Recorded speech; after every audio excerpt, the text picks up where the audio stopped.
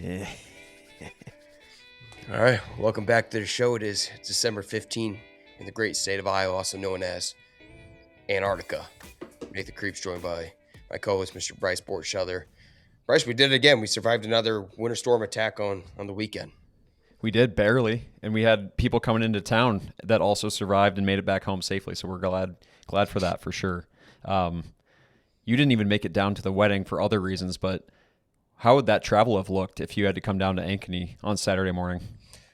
Well, my parents did it from Algona down to Des Moines, and they hiked on over to Clear Lake, took I-35.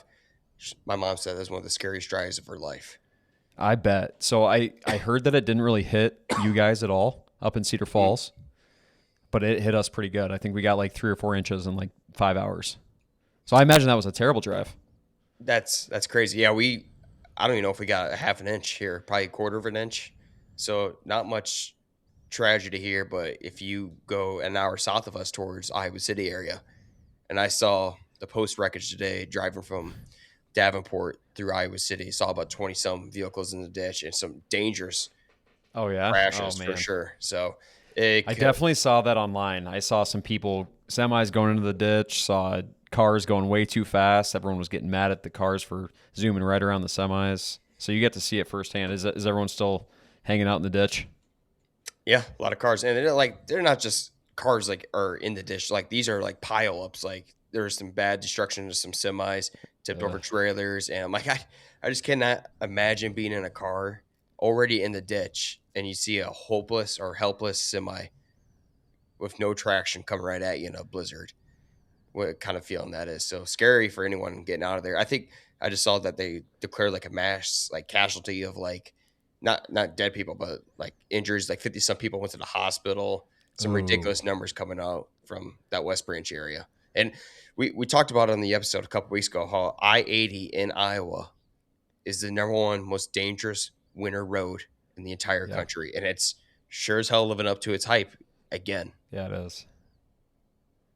I'm gonna avoid it at all costs until I have to travel it next Monday. Yeah, I tell my boss, I travel for a living. Anytime we get an inch or two, I said, do not put me anywhere near that interstate.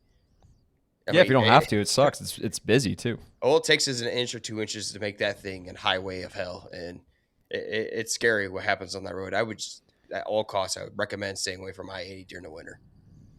Yeah, 100%. Driving today was okay. You obviously made it fine. Yeah, today feel awesome. Yeah, we're made it through the negative 20-degree wind chill temps yesterday. 30 degrees is going to be beautiful this week. It looks like we're Yeah, going all to that snow is going to be gone. Another brown Christmas for Iowa. slush fest. You know what? We need a break from winter right now. Otherwise, if we get 3 straight months of this crap, it's going to be really depressing. So a nice little break from it. I'm okay, and I'm really looking forward to this week. Yeah, me too. I'm ready for a little warmth. I do like a white Christmas. I was trying to force myself to be festive and enjoy it, but at the same time, it's like it's December 10th. I don't need 3 more months of this, so I will actually welcome the nice 40-degree weather. Well, Nate, I was going to ask you how your weekend is, but we got some comments this week that said we probably shouldn't talk about our personal lives. So should we just move on? that's too bad. They're going to get it. This is the Nate and Bryce show. Yeah, we get to dictate the terms here, and if you don't want to watch, we understand. I love those comments. It reminds me of when the first comments we got when we released our first episode. Podcast equipment is not expensive enough. We haven't got that Yes. in a while, so we It's most been a long time. I'm actually surprised we don't get that more. And it's kind of the running joke when we tell people that we have a podcast. I always say like there needs to be more white guys with a mic saying their opinion, and we're just filling that gap for everybody because it's just like so true. I totally agree with the comments. We for no reason need to be having this show, but I love it. I mean, we're gonna keep doing it. it's my therapy, man. It gets me through the highs and lows of Iowa football and basketball season. The stress of living through Iowa in a winter where it snows every Living freaking week. through it being a CyHawk state, Nate. Say it with your chest. It's official. It is, without a doubt. And man, we got a lot of bones to pick when we get to the CyHawk, and not Yeah. just from the CyHawk side, but the Iowa side with former players. Can't wait to give you my opinion on that. But Mel, my weekend was good. I had a wedding plan to go to a good friend of ours in Des Moines, and Thursday night I stayed at my coworkers after the Iowa game in Cedar Rapids, and I woke up about 3 or 4 a.m. with that stupid little annoying thing going on in your throat Yeah. where you're screwed. You're gonna be sick, Mhm. but you're not sick yet. It blows my mind. Like, how can I not be? Just make me sick now. It's the anticipation waiting to get sick, but you're gonna get it. And sure enough, hell, I was sick the next 2 days. Yeah. So I mean, slept like a crazy amount, like 10 to 12 hours each day, which is way beyond my max limit. So I feel a lot better, just a little stuffed up, and this winter's taking its toll on me. So a lot of chill Total this bummer. weekend. Total bummer that you missed the party, the Christmas party, but also the wedding. Like Mhm. that sucks. But you probably needed the sleep, and you're probably better off for it that you stayed home. Yeah, definitely. I feel like a new rejuvenated man. So yeah, Bryce. Every time you host this annual Christmas party in Waukee, you seem to bring Mother Nature upon you because last year you did it on the weekend of the huge ice storm Yes. that Yep. hit Des Moines, and one of the worst ice storms I've seen in a long time. So, and now this year you get a 4 to 5 inch sneaky snowstorm that impacted a lot of people. Yeah. Yeah. I know. It's insane. We on Friday night got to go to the Lush Family Dental outing, and first of all, just hats off, tip the fedora, and round of applause for the Lush Family Dental team. They had an outstanding year, and the dentist made it known. They opened up a huge tab at either or down off Grand, kind of close to Valley Junction, and they worked hard to get everyone to get to that limit. I don't think we got it, but we had our fill of merriment, and they opened up another tab over at Soli's, just off 63rd. So great party to kick things off for the weekend, and then everyone came down for the big party on Saturday, and we had a great time. We really missed you guys. There's no doubt about it. It's just not the same without the big Santa hat. Madison's vibes, your vibe, Colby. Oh my God, Colby and Mia, we missed it big time. But it was fun at the White Elephant done, and a very festive nightcap down at the Waukee Triangle. It was good. Overall, very good weekend. Needed it all of Sunday to recover and clean up, but always worth it. Always worth to do those things. Yeah, the Waukee. What do you call it? The Waukee what? The Triangle. The Triangle. Okay, the Waukee Triangle is one of my favorite places in the world to be during a Christmas scene. Right, I feel like I'm in a Christmas Hallmark movie down there every year, especially with the fresh snowfall powder. Oh, with the fresh pow, and then they had all the decorations up. It was very, very Christmassy. Mhm. So you capped off the fiance's work party and then the annual Christmas party, and that reminds me, I had my wife's, You also had that on Friday night. which I should not have done. There's no way. I was just, I did it just to be nice, and we get out there. I love our coworkers. We had a great time, and then sure enough, everything's on the company, right? So you're like, well, I'm out here, and then you have a few drinks, and you start to feel better. Like, You feel great, yeah. maybe I'm not that sick. Well, it caught me the next day. You can tell my body didn't get the full rest it needed from the open tab that I put in my body the night before. So made some mistakes, but it is what it is, and we made it through. We did. And I'll just a quick shout out to Christmas season. I love getting together with family, but man, I really underestimated how fun it is. Like basically the whole month of December, everyone's throwing a party. So that's been awesome. So yeah, great weekend. Definitely looking ahead. I'm not holidayed out. I am a little snowed out. But yeah, I love the Christmas season. Very underrated. And I believe we're going to have a very special holiday episode next week. Yes, we have someone very special coming to our podcast, and let's just say he's checking his list. That's okay. That's good. You said you had something very special in store, and my mind started wandering. I actually maybe guessed the Grinch, but if it's Santa, no, we're all in for a treat. Yeah, I'll give another spoiler at the end of this episode, so stay put, everyone. And for everybody that's not our friend, we can now actually get into the episode.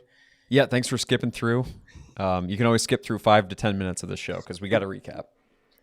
I always say, even if it's just for Hannah Faust out there, Yes. All right, Bryce, we're powered by MediaCom today, and give the people of the Cedar Valley the good deal. We are, yeah. Big shout out to MediaCom. They got a great deal going on. And if you live in Cedar Falls or Waterloo, This Mediacom deal is just for you. Get 1 gig of internet for just $50 a month and lock in that price for 3 years. You'll get Eero Wi-Fi, equipment, and unlimited data all included. Cedar Falls and Waterloo residents can call the number on the screen, 833-354-0574, and lock in that price, $50 for 1 gig for Mediacom for that 3 years. That's a great deal. Call this number, 833-354-0574. Unfortunately, only available in Cedar Falls and Waterloo for right now. Taxes and fees are extra. Call for details. Good deal. Very good deal. Great Christmas gift. And Bryce, another Christmas gift I would like to do if it weren't illegal is that I would take Jeremy from Mediacom. I would wrap him up and give him to somebody as a customer service gift, and they can experience the great customer service that Jeremy from Mediacom, 18 years of experience, can provide somebody. That is a gift I want to give to the people. 4th week in a row, I think that Jeremy's gotten a shout out, and he probably will get 8 more. It's unreal. Can we send this clip to Mediacom and just say, like, you should give away a Jeremy for a year? Mm-hmm. Yes. I mean, I think it's a great idea. He's the gift that keeps on giving. And everything I've said is true. I would sabotage my internet just to get him back out here to fix it so I can experience this customer service again. Never had anything like it. Shout out to Jeremy. All right. Call the number. Get the deal. It's as good as they come.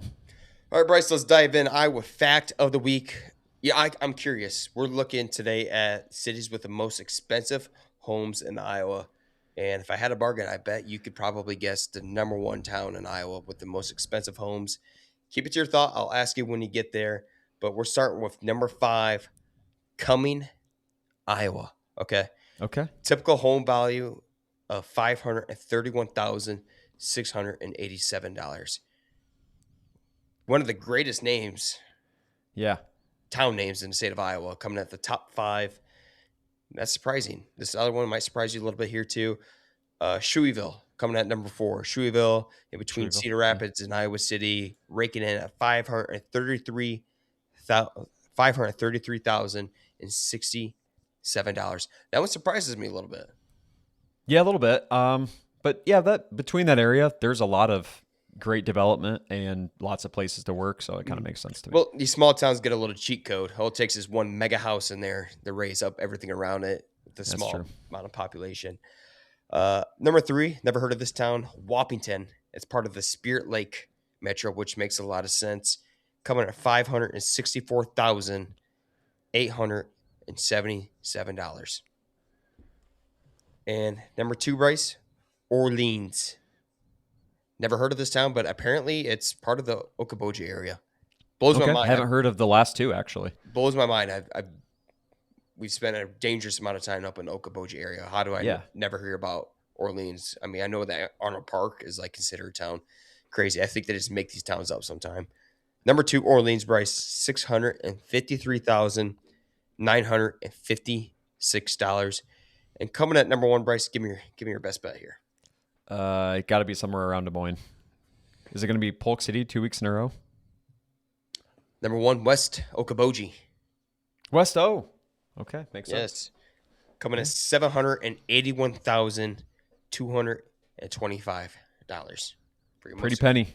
So you can see the top 3 are dominated by the Great Lakes of Iowa. If people ever stop hating on our daily lives, we might actually get enough money on this podcast to live in one of those areas. Who knows?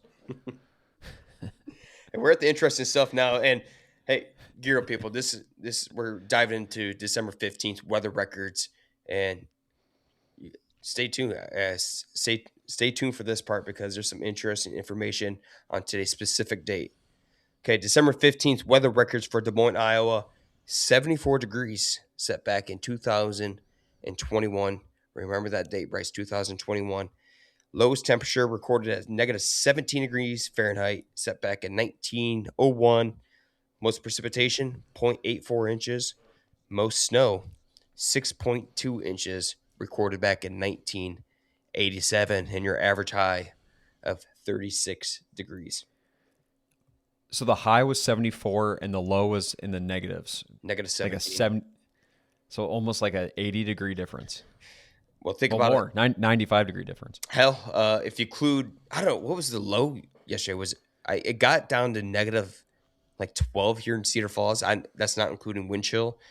And then today we had a high of 30. So you're looking at what, 42 there. Yeah. So Iowa's such a weird place. that's just a day difference here in December. So the reason why I told you to remember that date, 2021, because now we're looking back at on this day in Iowa, December 15th.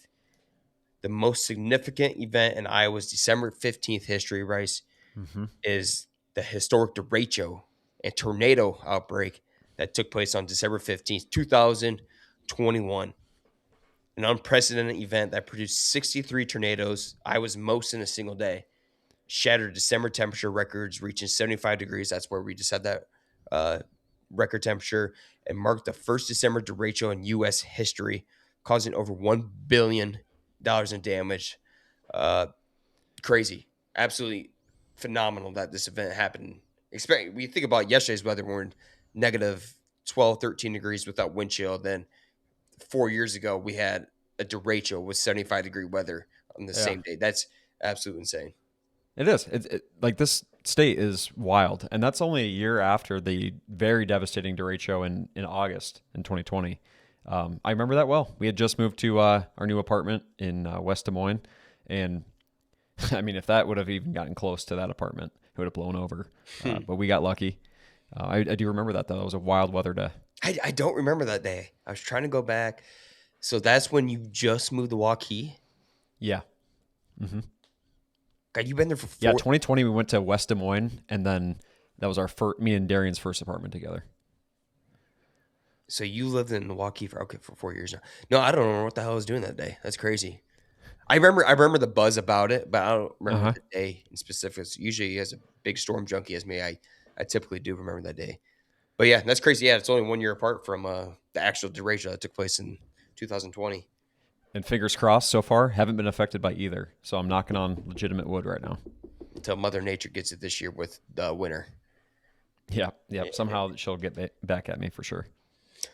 All right, Iowa News. And Iowa News. I love this because at the UNI men's basketball game this last Saturday, they have the annual putt, full court putt that they give to a fan. And Stanley hit a $6,500 full court putt sponsored by Dan Deary and drilled it into that tiny little hole that seems to be impossible, but everybody makes this flipping putt every year. It was a running joke last basketball season, and if we ever have to worry about Dan Deary going bankrupt, it's because people keep making these putts. It seems automatic. Dude, if I were to be like a sponsor, I swear to God, like, yeah, I'll give $10,000 for something cool, like a ridiculous full court shot or a ridiculous full court mini putt into a 1-inch hole. I would never do it. I would never do it because that fan is 100% going to make it 110% of the time. It's insane. We had the video. He needs to make it a full court shot because that seems like it would never happen. But for some reason, that putt always goes in. It's unreal. Yeah, we talked about all the year last year. We had the video linked right here. If we can, we'll try to get that up during the YouTube clip. Because shout to Stanley. That's an unreal thing that this keeps happening. And for all the people who attend basketball games or watch basketball games, this happens more than you think it would. So $6,500. Shout out to Dan Deere for sponsoring. I love those things. I sure as hell don't want to be the guy giving out the money during that because that's automatic check. Mr. Deary always sitting courtside too, like huge UNI Panther. And he's always at the. I've been to probably 3 or 4 games the last couple of years. He's always there. So shout out to Dan. All right, we're gonna recap the CyHawk game here, but first we got to shout out Iowa Everywhere. Yeah, the Iowa Everywhere team. Mr. Chris Hassel, Mr. Chris Williams, Keith Murphy, all the good people over there at Iowa Everywhere that we love and support and stay tuned with, gave us a nice recognition on 2 guys named Chris last Friday. Given their opinion on a hardcore opinion I had with the personal experience at the Iowa-Maryland game a week ago. And I think Chris Hassel nailed it. Yeah, I agree. I mean, first of all, just nice that the big guys in the media space taking care of the little guys. So definitely appreciate that. And I think between McCollum's press conference, guys like Chris Hassel, guys like yourself getting involved, I think that there's going to be a real fire under Carver's ass to get fans out of their seats. And I think it's, I think it's coming. I think that things are shifting. You could feel it. You could feel something I happening think there. so. It's still, God, it's still annoying though. It ruins your game day experience.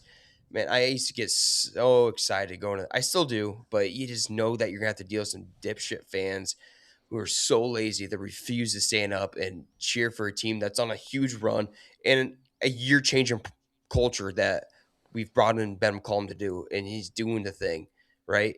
He's bringing new energy on the defense, something we begged to see in our team. He's connecting with the crowd, and to have Hmm. the fans revolt against that, against especially other fans in the arena, it drives me insane. The friendly fire was the craziest part. The fact that it's other Iowa fans getting mad. It's not like the opposing team was the one like, okay, we get it. Like you're up by a bunch. Like, no, it's your own fans. Like, I don't blame you for getting heated, and I really do appreciate the other guys getting involved and spreading awareness because it's ridiculous. It's still one of those things that I'll never understand. I can't believe it happened to you still. Like it's mind blowing. Yeah, I got to make sure something bad doesn't happen this season in Cy Carver, where I end up in jail.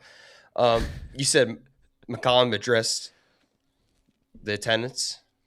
Yeah, he did, and just the noise. He's really in a very respectful way saying like, "Hey, you guys are kind of the reason why like we play this game. Like, you are the life force and the reason why home court matters." So yeah, he's like, it's gonna change. It's gonna get better. He says it straight up, man. He knows it's embarrassing right now. Yeah, have we take, and I get it. Things just don't happen overnight. It might take 4 seasons, 3, 2. It's gonna be baby steps along the way. I hope it begins a snowball effect and we gain momentum faster than waiting because Hmm. we got the number one, arguably one of the best point guards in the country. A team that won 30 plus games last year, the Drake Hawkeyes. I know they're over here. This is something to be excited about. We're being the now moment. Don't wait for this to be over. We're watching an absolute wizard at Yeah, point be guard. a part of the rebuild. Be a Uh part huh. of the change. Like you might be. Maybe there's a reason you're quiet. You were sick of Fran. There's a new regime in town, so embrace that. McCollum's a process guy, so I actually think. I think it's going to happen. I totally agree with you. It might not be overnight, but even the reception after the CyHawk game was just like respect. These guys were playing 2 years or D2 2 years ago, Mhm. and I think the whole entire state's kind of seeing like, oh yeah, like this guy's going to change things. I totally agree. And I judge Carver off of judging Hilton. That's how much respect I have for Hilton. Yeah, See that's the one of the bar. to see one of the best atmospheres in college basketball just a couple of hours away from Iowa City, knowing that they get to have that atmosphere day in and day out. It doesn't matter who comes into that arena. And Yeah. damn well the shit that I dealt with at Carver Hawk would never take place in Hilton Coliseum. And as much as I hate them, I absolutely respect their basketball environment. And we'll jump into the Iowa State game. Yeah, we're covering a little bit late here because it happened last Thursday, but I'm proud of the Hawks. I'm proud of the Hawks. Yeah. That is one of the best teams in the country. A team that has demolished the number one team in the country on the road by 23 points. A place that Iowa, not just Iowa, any team's going to struggle. Uh, Yep. Open up with a 13-point lead. Sure, the bad slump of the game was giving up a 14-0 run to begin the second half, but they could have sat back and took the punches and got it out of there and moved on with the week. They fought back, cut to a 2-point Yep. game, and ended up losing by 4 points. What was your thoughts on this game? I loved it. I was expecting. I did bet the Iowa cover on the 11.5, so I was happy with the outcome. I never really expected Iowa to win this game. I thought Iowa State is as advertised. They're very good. Torrey did an incredible job on Bennett Sturts. Unreal. Jefferson was hot and kept them in the game. And huge hats off to Iowa State and the adjustments they made in the second half. Kelly Torrey is one of the best defenders I've ever seen. That guy was Yeah. absolutely relentless on Bennett Sturts for every single second he was on him. Yeah, great adjustment from Iowa State. They came out. You knew the run was going to come. It was just a matter of limiting to how many points it was going to go. At the same time, yeah, I'm proud of Iowa, Brace, for Uh-huh. only losing by 4. But at the same time, I'm also sick of having these good losses. How Yeah. often it's not more. It's more on the football side. Just as an Iowa fan, For sure, oh, but we had a good it's loss all against stinging the same. Indiana. We had a good loss against Oregon. We had a good loss against USC. Indiana, okay, loss at Iowa State, and you can go back years previous. I'm like, I'm sick of saying that. Somebody get one done. And I'm putting a lot of pressure on Ben McCollum because he just walked himself into this situation. I'm already on his Yeah. ass. And in my opinion, he's already got a couple good wins that Fred McCaffrey would not have beaten Ole Miss. No way in that a neutral site. So there's steps, but we're competing. So that does make me proud. But somewhere, somehow, whether it's Iowa in the freaking bowl game against Diego Pavia and the stupid Vanderbilt Commodores, get the win. Get that monkey off our back. Yeah. Nate, I think you can simultaneously be proud of your boys and at the same time be sick of what you've been seeing. Mm-hmm. I think that's very valid as a fan. We've seen enough close games to we deserve to win one. I think we've got a good enough football program. I think we got a good enough basketball program. And I will say, one of my big takeaways, pretty much my final takeaway is, should Bennett Sturts be playing all 40 minutes? It depends. Depends on the game. There's games where absolutely, but just I don't know how many ball handlers we got. And when Iowa State plays such pressure defense, I just don't know. Maybe we'll develop another ball handler throughout the season. I don't know. I can't answer that question right now. Ask me again in a couple weeks. God, what was I going to say? Oh yeah, but go back to my point. This is why I love Ben McCollum because he's not satisfied with a good loss. Hell no. Neither is nobody on that roster. Now Kirk Ferentz might say this is football. It's how mine goes. That's why I like Ben McCollum post game speeches a little bit more. That's why I see the vision a lot more than McCollum. So pumped up about that. But the difference in this game was Iowa State was more physical. Like got to the line and shot. I don't even know. 15 more free. I don't know. It was like 17-3 made free throws. And that's a huge difference. So it was nothing with the refs. Iowa State was just physical. They were physical. They were good at, like, you don't get shooting fouls unless you're driving and getting looks. We barely even got a look around the rim the whole game. Like, the difference between the first and second half is like, okay, you shot 60% in the first half. Second half, you're not going to be able to keep that up. And they didn't let you get easy buckets. And hats off again to them. Nate, I'm going to go back to the Sturts thing. I worry. Like, the announcers called it out. The announcers, for one, fucking hated Sturts, which was hilarious. Once he got kind of shut down, they're like, be more aggressive. Then they're like, oh, he's tired. Oh, now he's giving up easy looks. And I do wonder, this is a tournament, a team that has won, essentially a team that has won a tournament game already. So I do have faith in them. And I know that what Sturts can do. I watched him all season last year. I know he has the durability, but shit, like if it gets physical and he's tired, I agree with you. It's got to be a game by game thing. And I do also agree, like it's not going to be Isaiah Howard bringing the ball up. Like these guys look terrified if it's not him bringing the ball up. So I just don't know. That was like the biggest glaring error. Like you're going to be facing 4 or 5 teams, probably maybe not Iowa State's level, but top of the Big Ten, and you're probably going to face similar physicality. If Bennett starts to struggle, then yes, I'm okay with taking him out for a couple of possessions. Hey, clear like you do with LeBron. Clear your mind just for a little bit. Slow down, breathe, relax, brother. Yep. Okay. But during that stretch, I'm also terrified of things going extremely bad out in the basketball court, right? But that's where you trust Iowa's defense. That's the difference in this year. Okay, you can rely on something on the defensive end to slow down the game, get those stops, let your star player collect himself outside the court, get him back in with a fresh mindset and extra breath, and hopefully keep going. If he's hot, by all means, you leave that guy in the game. Never take a shooter. Yeah, no. If we're dominating and it's working, do exactly what you've been doing for the last 3 years. If it's like Iowa State, get him a LeBron breather. It doesn't have to be long. But shoot, that's how you find out the guys that are going to be there late in the season. Notoriously on the show, we got made fun of. It's like, who on Iowa State last year was going to be the guy that make the shots? Like, who's going to be the guy that steps up? Because you have your star player, you've got all your guys have that role, but then there's always that extra something in the tournament. That's where you find those guys. Like when you have insane situations, maybe Bennett finally takes a breather. That's what I want to see. I want to see those guys because there's nobody higher right now for me than Tate Sage. Yeah, from a zero to a somebody. I call him a mini Keegan Murray right now. Built like Keegan Murray, bouncy like Keegan Murray, only a freshman. He had a hell of a game yesterday against Western Michigan. Iowa in general played an awesome game against a shitty Western Michigan team. I don't care what you say. I know, shitty Western Michigan. Iowa took it to them. The intensity was there. You could tell they're a little pissed off about the Iowa State loss and absolutely came to it. And that was – it's a formula. We're watching a formula take place out there. versus a bunch of chickens with their heads cut off that Fran would put out there and just let them Yep. shoot crazy. Okay. Structured basketball. And that's why I'm so excited for this season. Yeah, I was going to say, I mean, really, truly, like, final takeaway, I'm encouraged. I'm encouraged, one, for Iowa State. I think they have the team that they think that they have, and I'm also encouraged with what Ben McCollum's going to be putting on the floor, and that only growing stronger, really. I have a lot of faith in this team. Yeah, well, yeah, we could be frustrated at Iowa right now for not getting that big win, but you look at their 2 road games this year. It's at a top 10 Michigan State Breslin Center, and then at a top 4 Iowa State Hilton Coliseum, right?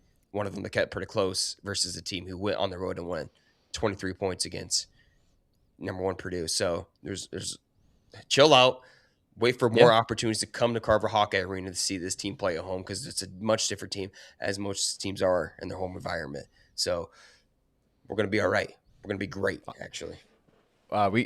When do we play Nebraska? Because those guys look pretty damn good right now, and I can't wait to crash their party. I don't know if we play them. I think we do play them twice this year. I know our last game of the season, it's against Nebraska, too. Okay. And I mean, I can't wait. They're so excited right now. They think they got the team. Yeah, it looks like last game. Looks like February 17th as well. Price Sanford's good. Wait for those games. He can shoot. Yeah, Price is good. No doubt about it. I wanted him back. I wanted him and Josh Dix back. And Josh Dix and Owen Freeman are not having fun in Omaha right now. They might be having fun with their paycheck they're getting. That's always, ain't no way in hell they join the experience. Probably a good segue for you. I'm glad you put this on here because it pissed me off. Speaking of old players. Yeah. Fran McCaffrey's son, the former Iowa head coach son, Connor McCaffrey, retweeted the final score from the Iowa State men's basketball account after they beat down Iowa last Thursday, and then left it up for I don't know how long, but eventually took off his tweet like he's done multiple times through his post-career at Iowa, and especially after Fran's announcement of being fired. My opinion on this is, back in the day, Connor McCaffrey was one of my favorite players at Iowa. And for anybody who knows ball, sure, Connor's game wasn't the sexiest thing you've ever seen. He was gonna give you that 15, 16 points a game, but he was the glue guy for a lot of that portion of his 5-6 years he was at Iowa. He had the high IQ, he had the confidence, the cockiness, the composure, the facilitator, and did his job. And I really respected it about Connor. I really liked Connor as a basketball player at Iowa. Many people would disagree. He did his job, won a Big Ten championship with Keegan Murray and Chris Murray during that era. And for some reason, it's not just him. It's his whole family just reaming the University of Iowa. So you might have a better vibe on this than I do, but to me, this is like a lot of times coming out of left field. How, aside from just like dad getting fired and transferring out of the system, what did the Iowa fan base do to these guys to make them so bitter? The problem with them is that they always responded to the tweets.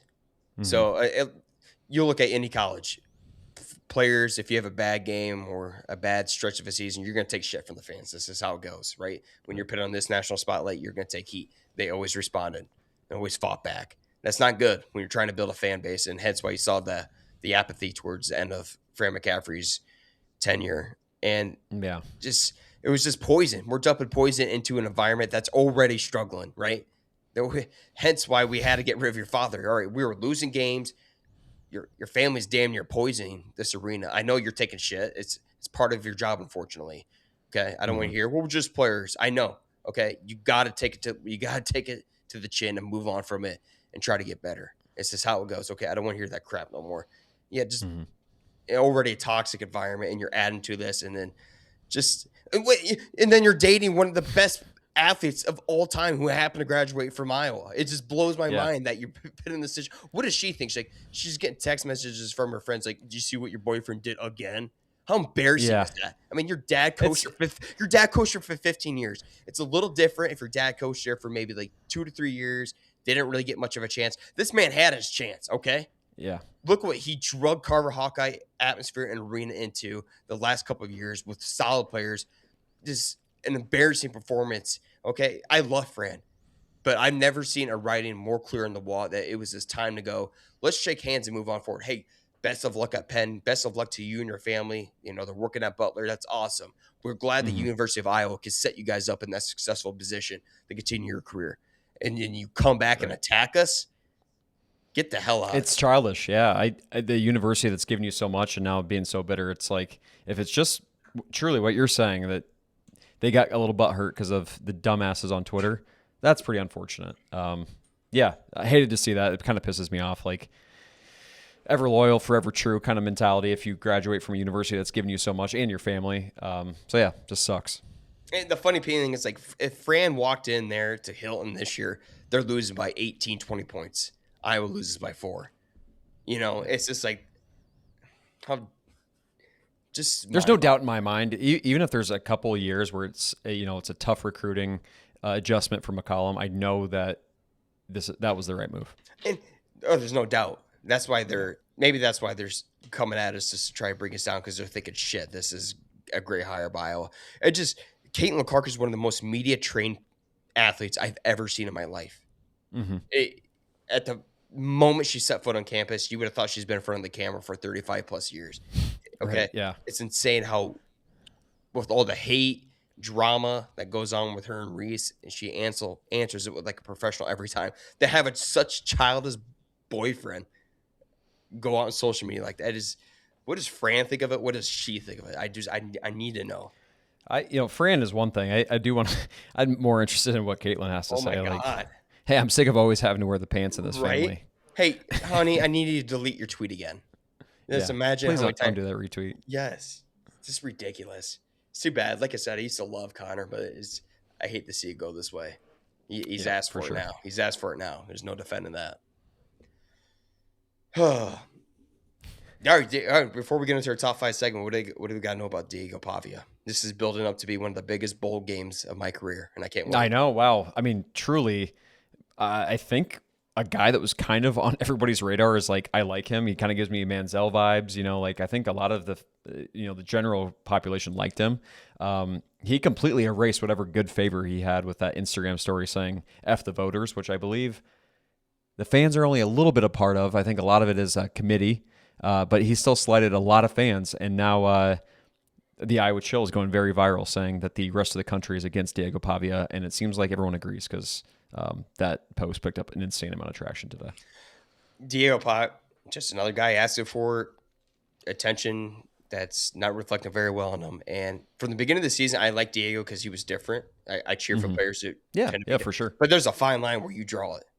And this guy is miles away from that line, especially after what he did at the Heisman Watch. Like, he's just doing it. I think he's just doing it now just to draw publicity. Maybe I don't know how to explain it, but I get the vibe that like the more you look under the hood with this guy, like, he's probably not a great individual. And I don't want to like overstep because I really don't know him that well, but like the family is very showy. He says this. I'm getting the feeling that like they're just kind of a controversial group. And like I said, that's awesome. That's great hype. I'm okay with you being different, being cocky in yourself, especially when I'm sure he's had nothing but doubters in his entire career. I get that. I respect that. Go be you. Right. Okay, I think you're the champion. But there's a line. There's a line. This man, Diego, he has crossed that line. Dude, if you're okay with the hate, then that's fine. If he all of a sudden like pulled like a poor me, I'd be like, okay, like you suck. Like you kind of asked for it. Like if he like totally rolls with it, it's kind of like a bad boy mentality. I kind of like it. Like Draymond Green just completely went from Michigan State to Golden State his entire career. I'm the bad boy, and I like that. Mm-hmm. But yeah, there's a line if you want to be looked at as like the good guy and to be like get the rally of fans. Such a different style of two quarterbacks going at it. You got Captain America, that's what I love, versus the mean guy Diego Pavia. This might be one of the best non-playoff bowl matchups we've seen in the last couple of years. Mm-hmm. And I hope more than the nation grasps onto the characters of the two quarterbacks. It can really see the conflict here. And this is good point, because I think everyone's looking forward to the game. I've seen a lot of positives about like, oh, this is like the best bowl game there is outside of the college football playoff. But yes, to your point, like if you really see like the Captain America good guy, the leader, can't be tainted by evil Mark Gronowski versus like kind of just the new villain. That's fun. Crazy. Yeah. Okay. We're gonna have a lot. What a wild. We're gonna have a lot more Diego Pavia content coming up, I'm sure, as everybody else in the country. Yeah. But he's got us right where he wants us to, which sucks. Yeah. Wild 180 this weekend. All right, Bryce, we're going to be ranking our top 5 Mexican restaurants in Iowa, part 2. Spoiler for next week's ranking, as long as we don't have we'll have to talk about this, but I'm planning on doing a naughty and nice town list in the state of Iowa this year. Oh, I like that. And there will be great. a special guest giving out that list. So stay tuned for that. But today we're doing top 5 Mexican restaurants in Iowa, part 2. We did this one quite a while back. Got some good traction in our content about it. So I can't wait to see what you dig up here, Bryce. Because I'm sure you. Yeah, and I'm glad we did a part 2 because it was tough leaving some people off that list. I think I did a good job of actually diving a little bit deeper into places I've been. And I do have not every corner of the state, but a little bit more diversity across the state. And also shout out to Red Oak, Iowa. We attacked them. Attack if there's a good explanation behind our irrelevant ranking, but they got put on the number 1 irrelevant ranking by both of us, and they took it with pride. And we just asked for, hey, we're yelling into a cave. Can anybody answer? Are you out there? And we got the loud and clear response from Red Oak Nation. The leader from the Chambers of Conference is asking us to come down and show us around. That's what I want. Okay, when we're talking about these towns, we want to learn about these towns. And Red Oak is offering their town to us, and I want to be submerged into the culture, to the civilization of the Red Oak Nation. Did we ever get an answer for what you do in Red Oak, though? I don't know if I saw that come across the comments. Everyone kept saying come. They didn't necessarily say it. Okay. There was one. There was a lot of people saying you should come and visit, but they weren't necessarily saying things to come visit. So I'm going to visit. We're going to visit. We have to. But I still don't know what we're going to do there. So definitely good sports about it. It was very fun. We have contacts now. We have contacts. We have contacts. I didn't know we'd be able to get that out of Red Oak, but we now have a point of contact. When you shout hello over the canyon and you get hello. Yeah, we got it. All right, let's do this. I'm glad. I'm glad we're doing this again. Yep, Bryce, lead us off. You're number 5.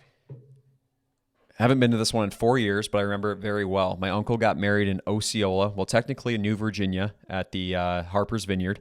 And we stayed at Lakeside Casino in Osceola and went to La Corona. So La Corona in Osceola is my number 5. Osceola. Kind of a random town shout out there. I like that name. I love the names. Festive. Bryce, my number 5 is Los Compadres out of Cedar Rapids. Okay, it's his kitty corner from my work. I know more than enough about it. The reason why it makes number 5, Bryce, they have a buffet. They have a Mexican buffet. Sounds delicious. Out of the book. Very uncharacter what I've seen from many other Mexican restaurants. I love it. I can go up and make any chicken fajita I want. I can get as much as I want. A Mexican buffet? You kidding me? That's done right. Yeah, it's awesome. I've never seen that. I did see Los Compadres make some lists too when I was doing some research. Yes. And full transparency, couldn't put anything that was top 10. I'm sure those are legitimate top 10 nominees. None of those made mine because I haven't been there. But yeah, Los Compadres, I did see was on there. All right, I'm going to circle back with my number 4, Amigos. Amigos in Cedar Falls. Not so much for the food, but for the vibe. Now, I haven't been there since 7. It's been about 6-7 years. I don't know. Oh no. Yeah. 6 years. The great karaoke, one of the best karaoke environments you could ever ask to put yourself into. 2-for-1 margaritas, and I've had some crazy times there. And it was a highlight of my week. It was on Thursdays, my favorite day of the week, just to go down University Ave in Cedar Falls and see the whole crew have a great time at Amigos. Yeah. Wednesday at the OP, and then Thursday karaoke at Amigos, and then Friday, Saturday, you knew where to go, the Hill. Yeah, great vibe. Love Amigos. Number 4 for me is Blue Agave Hawkeyes. So this is going to get a lot of hate, and I'll make up for it later. But they make a great street taco, man. I know that like a lot of people are going to be like, these guys don't know ball. They don't know tacos. Like, look at us. Like, we came from small town Iowa. Blue Agave does the street taco justice. It's a very, very, very good street taco. And good ambiance, great margaritas, fresh juice. So yeah, they make 4. Street tacos are the best. It's the only thing I get when I go to Mexican restaurants now. Nate, you'll never, ever guess where my number 3 is, but you know this place well. Casa de Oro in Jefferson. When we did a launch party for Circus Sportsbook, 2022-ish, we grabbed a little Mexican at Casa de Oro. Great spot. Not too Great. far away from the casino, too. So if you're staying over in the Wild Rose, you got a spot to go to. Jefferson, Iowa, home to some key secrets in the state of Iowa. Crazy. Secrets that should be locked away forever. Yes. All right, that was your number 3? Mm-hmm. Okay, my number 3, Bryce, is Cactus in Iowa City. Now you're thinking, which cactus? Which one? Cactus 1, 2, 3. I don't know because I don't know which one is which. So I'm circling all the cactuses together. Just a matter of fact that you have to have a number after your name is awesome. Mm-hmm. It's crazy. Yeah, proof of concept, truly. Like if It's you can keep 3 restaurants open, you're It's doing insane. something right. Why are you doing it? It's not needed, but you're doing it. It's different. That's why you make my number 3. Fair enough. What's the burrito spot kind of by one of the cactuses off of Dubuque? It's kind of close to the Ped Mall. I'll never think of it. The only It's a good burrito, burrito. the only burrito I get there is the Ponchos right there, right by the old Capitol. Yeah, I forget what the place is, but man, I had some good late night burritos there. Okay, Cactus, love it. My number 2 is Rancho Chico. Rancho Chico, Cedar Falls, out by Cedar Target, Walmart area, and the interior. And when you go in, it's small, but that's when you know it's going to be awesome. They're not there to host you. I mean, they're there to serve you up. All they care about is what's in the kitchen, baby. You go in, get your food, get out of there, and go enjoy it at home. Okay, they're not going to spadazzle, razzle you by their comfortable seating or anything like that. They're doing all their business, all their effort back in the kitchen. And some of the best street tacos you could walk out of any Mexican restaurant here in the state of Iowa. Rancho Chico. Great choice. I wasn't quite. I was actually confusing that with the one that's off of San Martin, kind of in Cedar Lou. Yeah, what I remember, Rancho Chico comes in like a tinfoil bowl if you take that thing to go. Is that correct? Doesn't every Mexican restaurant do that? I don't know. Mine don't. But I love that. I remember Colbster was hot on Rancho Chico too. Nice. Good choice. Have you ever been to this one? Actually, I know you've been to this one too. Up in Waverly, Iowa, Tapatio. Oh, honorable mention, Tapatio. I made a very unfortunate mistake when I was at Tapatio. There was a loud sneeze right behind us. I thought you were playing a joke on us. I thought you were like doing one of your loud sneezes, which you do. It was an old guy. And I'm like, God, Nate, you sound like a grandpa. And it was like this 85-year-old guy. So I did muster up the strength to go back. I still love Tapatio. Yeah, honorable mention, can't rank it inside just because I was super hungover. Couldn't enjoy my time there. Yep, fair. I'm circling back. Yep, you're number 1. Okay, I'm going with the hometown. This made honorable mention, but I'm putting El Charro as my number 1. I love it. So many good memories going to El Charro as a kid. I haven't been back in a long time, but I know it still lives up to the hype. And a very rare mutiny for the number 1 spot. El Charro has been kicked off the list. It's an honorable number 1. El Taco Guapo.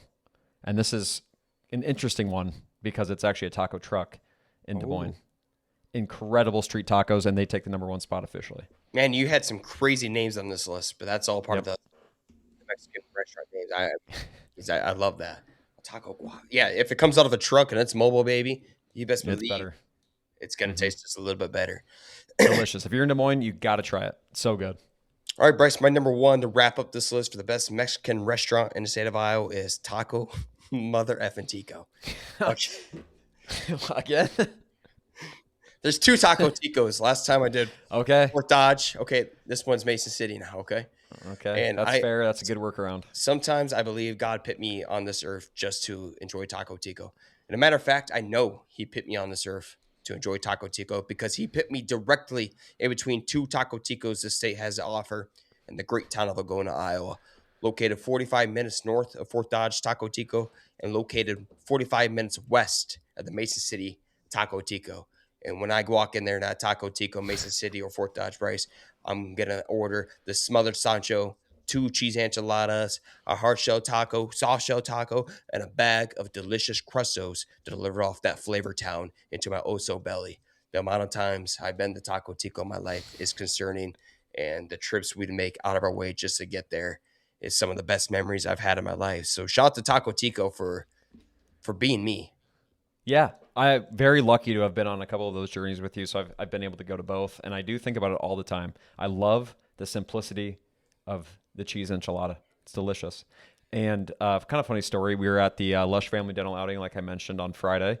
Both dentists are actually from Mason City, and we talked about Taco Tico for probably 10 minutes. They still miss it.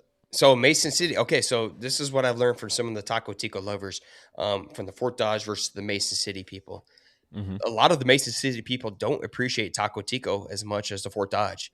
You go to Fort Dodge, it's damn near religion there. Okay. Yep. Algona is probably its biggest supporter. Yep. We don't even have a Taco Tico. We go to Mason City, they like it, but they don't appreciate enough for how I want them to appreciate their Taco Tico. So the Lushers actually appreciated the Mason City Taco Tico. Good. Yes. I remember when I was young going into Taco Tico, I think it was Fort Dodge, and they asked, "Hey, where are you guys from?" We said Algona. They're like, the amount of people from Algona that come up here is insane. There's a cult. I think that's following. Like a lot of your direct influence too. There is a cult following coming from Taco Tico. Yeah, we had it before basketball tournaments, you name it. It's bad times to have Taco Tico, but we did it anyways. We always went out of the way. So, as deserving, Taco Tico clears the list again for number one. What an incredible run for Taco Tico. And it's so valid because there are two locations, and they're in your heart, they are number one. So it's coming from the heart. I understand. Dude, we posted that last time, and people blew up about it. So that's reassuring. So anytime I get an opportunity to spread the glory of Taco Tico, I'm going to do it. Love it. I'm in it. I'm proud of my list, but Nate, I got to give it to you again. I did not see Taco Tico winning again, and it did it. And we'll be ranking our top five family restaurants. Taco Tico number one. Anything Taco Tico. All right, guys, that was a good list there. Stay tuned for our Christmas holiday special episode next week. A very special Holly Jolly guest will be on to be ranking our top 5 naughty and nice list of the state of Iowa. Yeah, did you get a 10-foot Santa hat too? I sure did. I can't wait to bring it out on the pod next week. Yeah. I was like, that is maybe one of my favorite things I've ever seen. Last year when you wore it to the Christmas party, I'm like, I think the whole family's going to get some, and I'm going to wear one for the pod. Mm-hmm. Anybody offer to buy it for $100? I didn't wear it out yet. I haven't even touched it. The only person that's worn it is Ben. Did he? Nope, only Ben wore it. Nobody offered. He didn't wear it out. Oh, nope. Yeah, what? Well, no. We didn't get to leave the house. We know what happened last year. Yep. No, he only wore it in the house for like 30 minutes. Okay. Yep. Yeah, I wore that hat last year. I got multiple offers. So, legendary hat. Glad that you're part of the long hat train. Oh man, this thing is incredible. Mm-hmm. Cool. All right, everyone. Let's get healthy and stay warm this week. Or no, you will be warm this week. It'll be a beautiful week this year in the state of Iowa. It's slush fest, but hey, we'll take it. Good episode. See everybody next week.